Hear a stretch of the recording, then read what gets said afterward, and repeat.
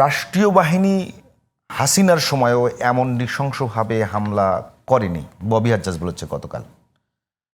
এবং এর সাথে যদি যুক্ত করি, অ্যাটর্নি জেনারেল বলেছেন যে এই হামলা একটি গভীর ষড়যন্ত্রের অংশ।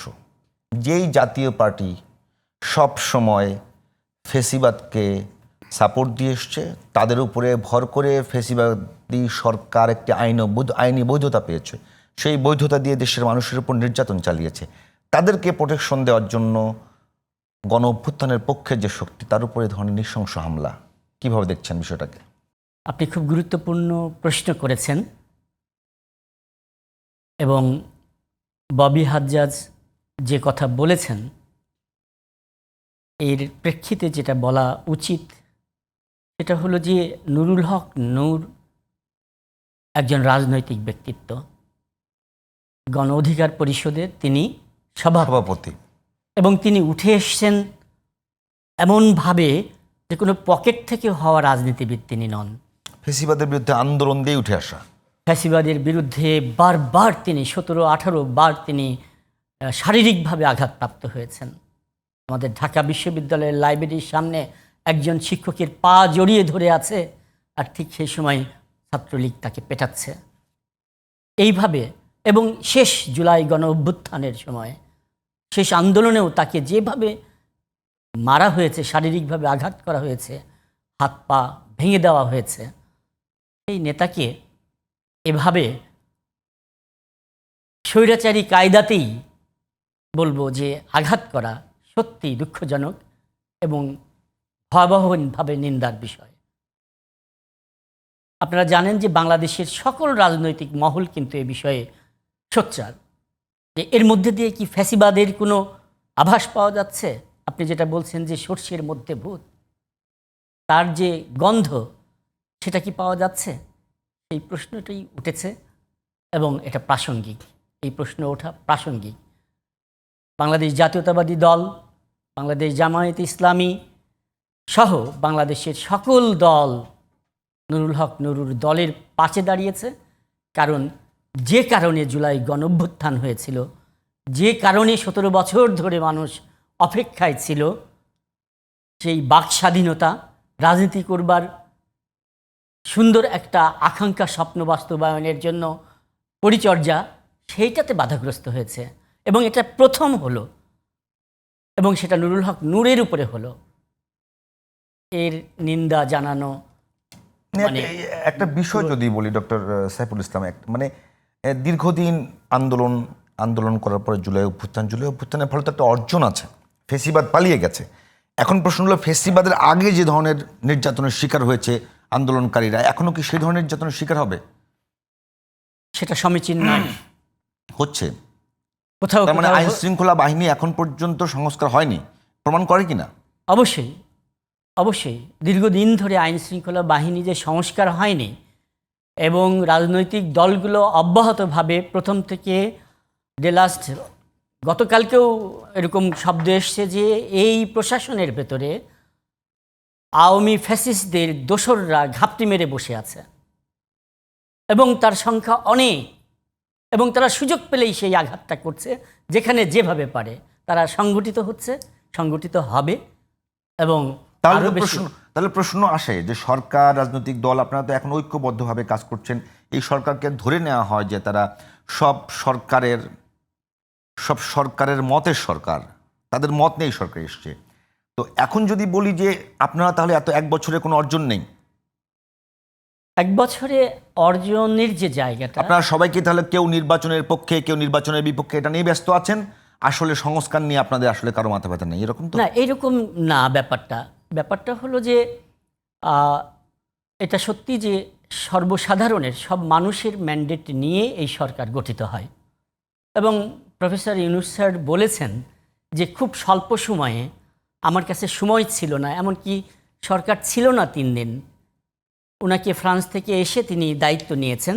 কাছাকাছি যে সকল মানুষকে পেয়েছেন তাদেরকে নিয়ে তিনি সরকার গঠন করেছেন। এবং সেখানে আমরা সবসময় আলোচনা করছি যে একটা বিশেষ অঞ্চলের, অর্থাৎ চট্টগ্রাম অথবা এনজিও অথবা যুক্তরাষ্ট্র ইত্যাদি ওনার পরিমণ্ডলের জায়গা থেকে একটা সরকার গঠন করেছেন। সব দল তাতেও আপত্তি করেনি। সংস্কার বিষয়টা যে বারবার আসে, সংস্কারের ব্যাপারটা কিন্তু একটা চলমান প্রক্রিয়া। এটা একদিন, 2 দিন, 1 মাস, 2 মাস, 1 বছর, এটা তার 3 নমুনা। বছর, 5 বছর, এবং এটা এইভাবে হবে না। এক বছর রাষ্ট্রের যে আপনি এক সংস্কার- বছর মানে 1 বছর বা 1 মাসে যেটুকু হবার কথা জি। সেটুকু 1 বছরের 1 মাসে যেটুকু হওয়ার কথা এখন পর্যন্ত। যদি আমি একটু রাজ্জাকি ভাইয়ের কাছে, রাজ্জাকি ভাই, গতকালকে ওই হামলার সময়ে মেরুন কালারের গেঞ্জি পরা একজন ব্যক্তিকে দেখা গেছে যে নৃশংসভাবে নুরুল হক নূরকে পেটাচ্ছে এবং তার মুখের ভাষা ছিল এরকম, জুলাই ভরে দেব। তাহলে কি জুলাইয়ের বিরুদ্ধ শক্তিগুলো আবার ঐক্যবদ্ধ হচ্ছে? এবং এই সময়ে কিভাবে রাগটা কোথায় আসলে? রাগটা কোথায়? প্রথমে আমি একটা কথা বলি, আমার সমালোচক একজন বিশ্ববিদ্যালয়ের শিক্ষক, অনেক সম্মানিত ব্যক্তি, আর আপনি তো একজন ভালো উপস্থাপক, আর আপনার জিটিভির দর্শক শ্রোতা সবাইকে আমার শুভেচ্ছা। আমি প্রথম, যদিও কথাটা বারবার বলি, তারপরে আমি বলে নেই, একটা রাষ্ট্র কখনো 1 মিনিটের জন্য সংবিধান ছাড়া থাকতে পারে না। একটা রাষ্ট্র 1 মুহূর্ত রাষ্ট্রের দায়িত্বে কেউ থাকবে না, এরকম থাকতে পারে না। প্রফেসর সাহেব যে কথাটা বলছেন, সরকার, দেশে 3 দিন সরকার ছিল না, আমি বলছি বাংলাদেশে 2-3 দিন সরকার ছিল, এবং সেটার স্বীকৃতি দেওয়া হয়েছে রাজনৈতিকভাবে। 5ই আগস্ট যখন সেনাপ্রধান বলছিলেন আমি দায়িত্ব নিলাম, আর একটা গুলিও এটা কি চলবে। সরকার হিসেবে দায়িত্ব নিছেন তো উনি, আপনি দেশের দায়িত্বটা উনি নিছেন, উনি সরকার হিসেবে নানার দায়িত্বটা তো নিছেন। এবং ঠিক ওই সময়ই আজকের সবচেয়ে বড় দল দায়িত্বশীলতার পরিচয় দিছে। সংবিধানের মধ্যে ঢুকতে চেয়েছিল তারা 7 তারিখে ভাষণ দিয়ে জনসভা করে বলছিল আমরা 3 মাসের মধ্যে নির্বাচন চাই। কার কাছে চেয়েছিল? যিনি দায়িত্ব নিছিলেন তার কাছে। সুতরাং সরকার ছিল, এবং জুলাই ঘোষণাপত্রের ভিতরে এই ধারাবাহিক এটা আসতে হবে, এই 4 দিনের সরকারও আসতে হবে। এটা আজকে আমার আলোচনার মূল বিষয় না। যে জায়গাটা আপনি হিট করেছেন, যে কি মেরুন কালারের গেঞ্জি পরা যে ভদ্রলোক, প্রথম কথা হলো জুলাই ভরে দেব মানে নৃশংসতা জুলাইয়ের দিকে, জুলাই এই শব্দটাই তো অনেক কিছু মিন করে, সেটাই আমি আসছি। বাংলাদেশের এই অভ্যুত্থানের পরে বা বিপ্লবের পরে, আমার ভাষায় যেটা বিপ্লব, বিপ্লব মানে রাষ্ট্রের যখন সরকার পালায়ে যায় সেটা বিপ্লব, যে সংজ্ঞায় আপনি আসেন। তা যখন পালায়ে যায় তখন আর সংবিধান থাকে না বিধায়ী দায়িত্ব নিয়ে নিলেন সেনাপ্রধান, এবং পরে আবার অন্তর্বর্তীকালীন সরকার হলেন। এর কোনোটাই সংবিধানে নাই, সুতরাং সংবিধান নাই। কিন্তু দায়িত্বশীল ব্যক্তিরা, সরকার বলেন, রাজনীতিবিদরা বলছেন, সবাই বলছেন যে রাজনীতিবিদদের কাছেই দেশটা নিরাপদ, এবং সে কারণে নির্বাচন চায়, এবং নির্বাচনের পক্ষে আমিও। ফাইনালি কিন্তু সরকার নির্বাচনের দিকে আসছে। আসার পর এই যে নুরুল হক নূর, একটা পোর খাওয়া ছেলে বলতে আমি বলতেছি বিশ্ববিদ্যালয়ের যে সে ভিপি হইল, তার আগে কোটা বিরোধী আন্দোলন, অনেক চড়াই উতরাই পার করে। আপনি তো রাজনীতির সঙ্গে একটা এইভাবে আনেন, তাহলে চড়াই উতরাই পার করে সে একটা রাজনীতিবিদ। আমরা তো রাজনীতিবিদ চাই, রাজনীতিবিদই তো চাই আমরা। সেই রাজনীতিতে যখন আপনি বেদম পিটাইলেন, কি এমন ঘটনা ঘটলো, এই অমানুষের মতো মারতে হইল, এবং এই মায়ের ভিতর যে বার্তা কি দিল, অফকোর্স একটা বার্তা জাতিকে দিছে। আপনি যে কথাটা বলেন জুলাই ভরে দেব, এই শব্দটা যেই করুক, সে নুরু বিরোধী লোকটা। নুরু না, জুলাই অভ্যুত্থান বিরোধী লোক। ওই তো নুরু তো জুলাই অভ্যুত্থানের পক্ষের লোক, আমি সেই অর্থে বলছি। সে তো জুলাই অভ্যুত্থানের পক্ষের লোক, তাই তো বলছে জুলাই ভরে দিব। তার মানে হচ্ছে যারাই কথাটা বলতেছে তারা জুলাই আন্দোলন বিরোধী লোক। এখন আসেন, তাকে মাইরের ভিতরে দেওয়া বার্তা কি? না, তার পরিচয় কিন্তু পাওয়া গেছে। বলেন পরিচয়টা কি? পরিচয় হলো উনি পল্টন থানা পুলিশের ওসি সাহেবের মানে ড্রাইভার, পুলিশের কনস্টেবল।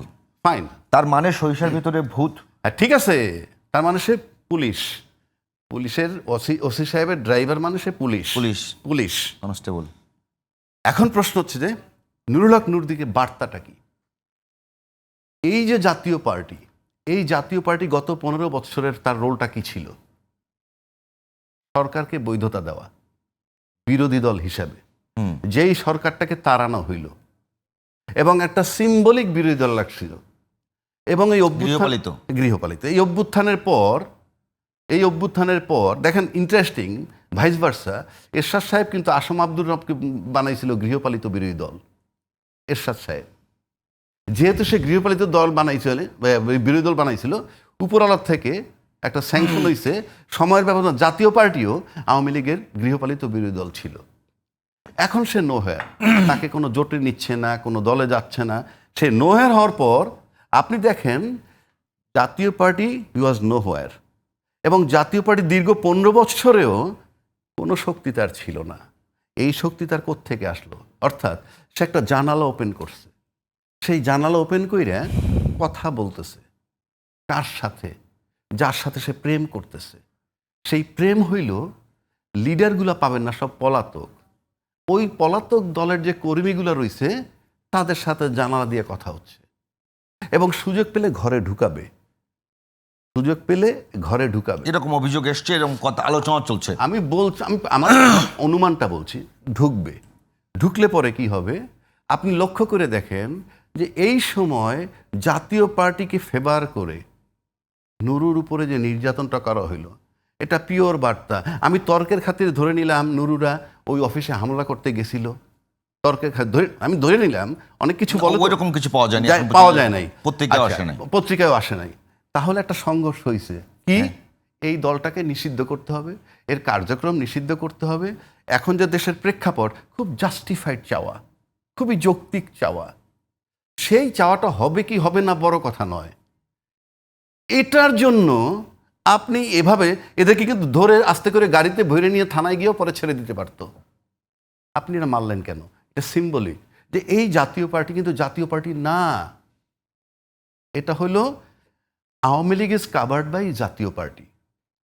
সো প্রশাসন একটা মেসেজ দিচ্ছে কার কাছে? নুরুদের মতো লোকের কাছে, জাতির কাছে বার্তা দিচ্ছে জাতীয় পার্টির পেছনে কেউ আছে। ডেফিনেটলি। তাহলে সে এত শক্তিশালী হচ্ছে কেন, এত গুরুত্বপূর্ণ বা হচ্ছে কেন? যে জাতীয় পার্টির অফিসে গিয়েও যদি 5টা লোকে 5টা কথা বলে, তুই স্বৈরাচারের দোসর, কথার কথা, তাতেই ঘটনা ঘটার কথা না। বাট এটা সিম্বলিক, একদম সিম্বলিক, যে আপনাকে বার্তা দিছে। এবং দেখেন এই ঘটনার পর তো অনেক কিছু হওয়ার কথা, এবং নির্বাচন আপনি লক্ষ্য করে দেখেন, নির্বাচন যত ঘনে আসবে জাতীয় পার্টি তত শক্তিশালী হবে। আমি আপনাকে বলে দিচ্ছি। এখন বলতে পারেন সময়ের ব্যবধানে কি হইতে পারে? আমি আপনার টেলিভিশনে কেন বহু চ্যানেলে বলছি, দিন যত ঘনে আসতেছে নির্বাচন তত অনিশ্চিত হচ্ছে। এখন বললেই মানুষ বলবি আমি নির্বাচন বিরোধী। আরে ভাই, আমি কে?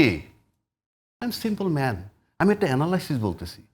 কারণ ইতিমধ্যে কিন্তু আমরা পাইছি পতিত সরকারের প্রধান দাবি তুলছে তত্ত্বাবধায়ক সরকার অধীনে নির্বাচন। খেয়াল আছে, নিউজ আসছে যে তত্ত্বাবধায়ক সরকার ছাড়া নির্বাচন হবে না, আর ইনুসকে অপসারণ চায়। কালকে যদি জাতীয় পার্টি মাঠে 2টা ইস্যু নিয়ে নামে, অর্থাৎ নির্বাচন যত ঘনায় আসবে, আমি বলছি ফলস ইস্যু, কালকে নির্বাচন করলে কিন্তু জাতীয় পার্টি ক্ষমতায় আসবে না, আওয়ামী লীগও ক্ষমতায় আসবে না, এ ব্যাপারে কোনো সন্দেহ নাই। কিন্তু এই ঘটনাটা দিয়ে যদি আপনি মনে করেন যে আমরা প্রশাসনকে দীর্ঘ 12 মাস যে দেখছি, এরকম একটা অ্যাকশন নিতে দেখি নাই।